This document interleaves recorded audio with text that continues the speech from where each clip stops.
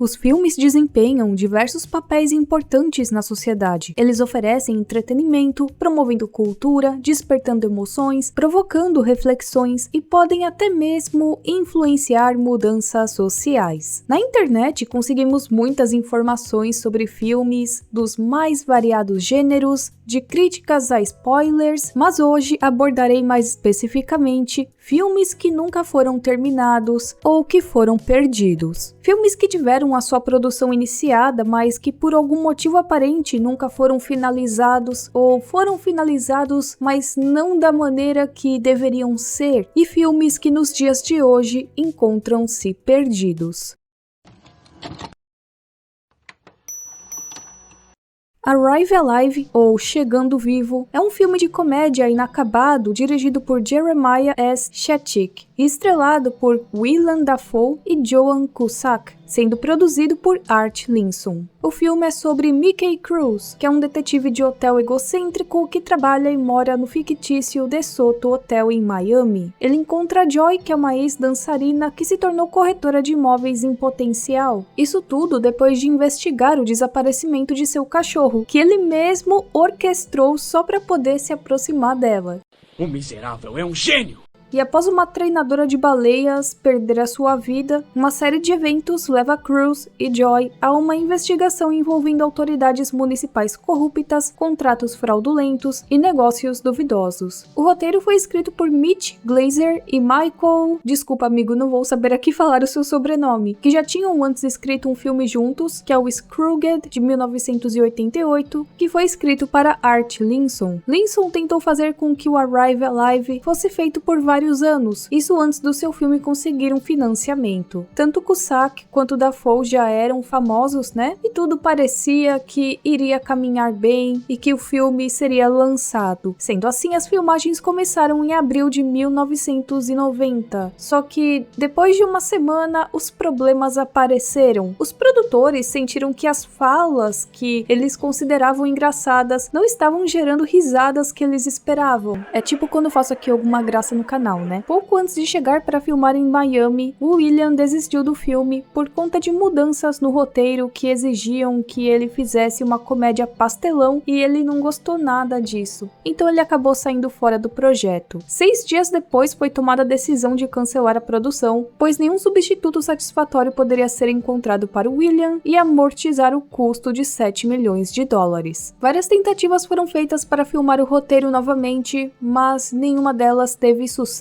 e nenhuma das filmagens foi divulgada até os dias de hoje, e não está claro se alguma delas ainda existe, porque vai que o cara ficou com muita vergonha alheia e acabou queimando as fitas, né? O roteiro do filme foi lançado junto com um artigo sobre a produção fracassada do filme na revista de cinema online Black Story em dezembro de 2021. Existem algumas fotos dos bastidores e um vestido que foi supostamente usado por Joan Cusack no filme foi vendido no eBay em abril de 2023. E no momento são só essas as informações que nós temos. O Jogo da Morte é um filme incompleto de artes marciais de Hong Kong, filmado entre agosto e outubro de 1972, dirigido, escrito, produzido e estrelado por Bruce Lee. Durante as filmagens, o Bruce Lee recebeu uma oferta para estrelar Operação Dragão, que seria o primeiro filme de Kung Fu produzido por um estúdio de Hollywood, que no caso foi a Warner Bros., e com um orçamento inédito para o gênero, cerca de 850 mil dólares. Porém, nós sabemos que o Bruce Lee morreu de edema cerebral, e isso foi antes do lançamento do filme.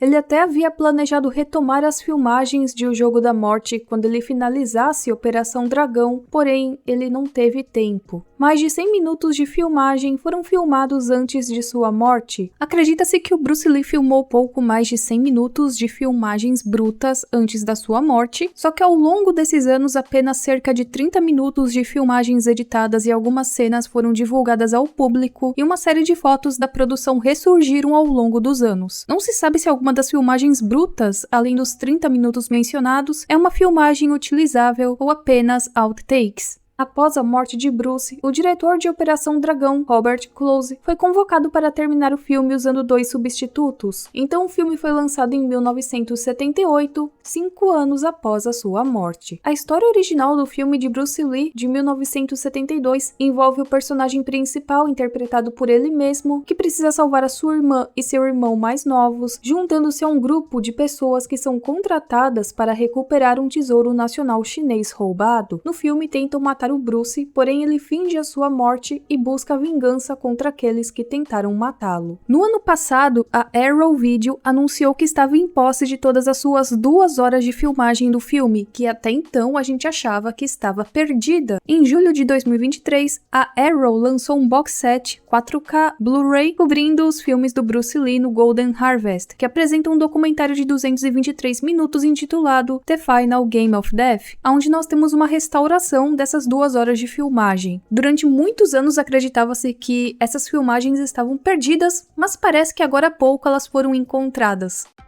Cyberworld é um filme animado em 3D do ano 2000 que só teve lançamento nos cinemas e foi patrocinado pela Intel e teve lançamento em 6 de outubro de 2000 nos cinemas, sendo um sucesso de bilheteria, arrecadando mais 16,7 milhões de dólares. Mesmo que a maioria dos curtas exibidos no filme nós encontramos na internet de uma maneira fácil, existem alguns curtas e também alguns segmentos que ainda estão perdidos. Não existem muitas informações a respeito desse filme, porém dizem que ele já foi exibido em vários cinemas IMAX desde 2010, de uma maneira bem ocasional como teste de projeção. E recentemente ele foi exibido no BFI IMAX em Waterloo, Londres, em 19 de julho de 2017.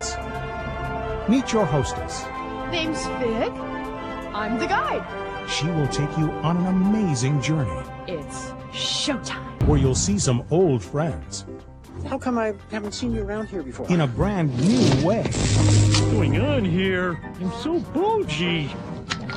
But the very existence of Cyberworld is being threatened.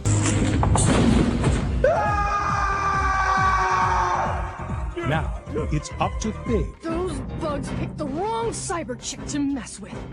A trama também eu achei meio sem pé nem cabeça, mas temos a personagem principal, que é a Fig, que apresenta ao público o Cyberworld, que é um museu de infinitas possibilidades. 3 bugs de computador, que é o Buzzed, o Wired e o Frazzled, aparecem e tentam assumir a codificação do Cyberworld, e aí a Fig apresenta ao público clipes de produções animadas por computador. No final, os bugs de computador criam um buraco negro que os leva à suposta morte pelos problemas que causaram, e no final, Fig explica que nenhum dos eventos aconteceu devido aos bugs do computador. Ela então convoca o seu equipamento de batalha e recebe em troca uma roupa de coelho rosa. Eu tenho uma memória de um dia ter visto a Rede TV falar a respeito desse filme naquele programa Leitura Dinâmica, mas eu nunca entendi o contexto, e eu ainda acho o contexto meio sem pé nem cabeça. O Ladrão e o Sapateiro é um filme de fantasia animado que, acreditem se quiser, mas demorou 30 anos para ficar pronto. Ele foi coescrito e dirigido por Richard Williams e a sua produção originalmente começou lá na década de 60, porém o filme entrou e saiu de produção por quase 3 décadas devido ao financiamento independente e à animação complexa. Bom, lá em 1989 finalmente ele foi colocado em produção quando a Warner Bros. Concordou em financiar e distribuir o filme. Quando a produção ultrapassou o orçamento e atrasou o cronograma, foi fortemente cortada e reeditada às pressas pelo produtor Fred Calvert, sem o envolvimento de Williams, e ele foi lançado pela Iliad Filmmakers em 1993 com o título The Princess and the Cobbler. Depois de 2 anos, a Miramax Filmes, que na época era da Disney, também lançou uma outra reedição do mesmo filme, só que ambas as versões do filme elas tiveram um desempenho bem ruim de bilheteria. Ao longo dos anos, várias pessoas e empresas, incluindo até mesmo Roy e Disney, discutiram a respeito da restauração do filme à sua versão original, e tem uma lista aqui imensa de vários animadores que participaram dele ao longo dos anos, e o filme fala a respeito de uma princesa solitária e um pobre sapateiro que se apaixonam enquanto tentam recuperar 3 esferas mágicas que foram roubadas por um ladrão desajeitado, e juntos eles tentam recuperá-los para evitar que um exército conquiste a cidade. Pra falar a verdade, eu queria fazer um vídeo totalmente dedicado a esse caso, porque esse caso aqui é o incrível caso do filme que demorou 30 anos para ficar pronto. Então esse é um tema que eu gostaria de abordar aqui ainda no canal, isso aqui é só um resumo, mas eu queria falar de uma maneira mais explicada para vocês, talvez em um outro vídeo. A shy cobbler. Why can't I ever talk when it matters? A confused king.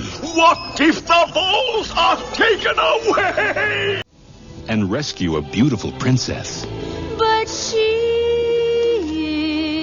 is more than this.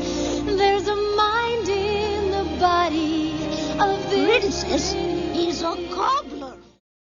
A Imperatriz Chung é um longa-metragem de animação de 2005 produzido na Coreia do Norte e Coreia do Sul, sendo dirigido por Nelson Shin. O filme é baseado num famoso conto popular coreano, onde uma filha se sacrifica para restaurar a visão do seu pai, que era cego. O Shin passou 8 anos colocando esse projeto em prática, e a sua pré-produção durou 3 anos e meio. O filme foi coproduzido na Coreia do Norte pelo SEK, que é um estúdio de animação norte-coreano muito conhecido, e a trilha sonora também foi gravada na Coreia do Norte, mais precisamente pela Pyongyang Film. Esse filme recebeu 2 dublagens em coreano, por mais que seja o mesmo idioma, por conta do longo período que a Coreia está separada, existem algumas diferenças na maneira em que eles falam o idioma. Eu não sei muito bem como explicar aqui, mas quem souber melhor a respeito do idioma coreano e quiser comentar aqui, explicar melhor, pode comentar aqui embaixo. Porém, quando o filme teve lançamento internacional, eles utilizaram a dublagem sul-coreana. Em 12 de agosto de 2005, Imperatriz Chung se tornou o primeiro filme lançado simultaneamente na Coreia do Norte e na Coreia do Sul.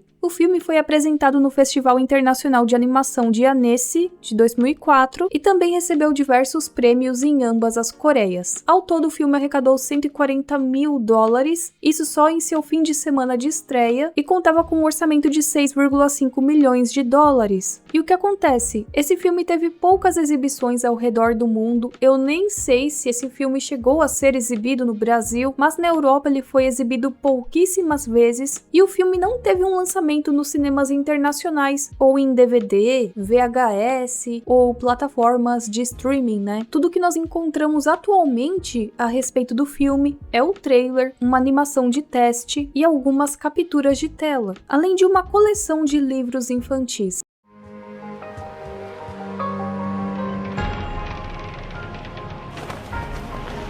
비록 이 몸은 멀리 떠나지만 마음만은 아버지 곁에 있으니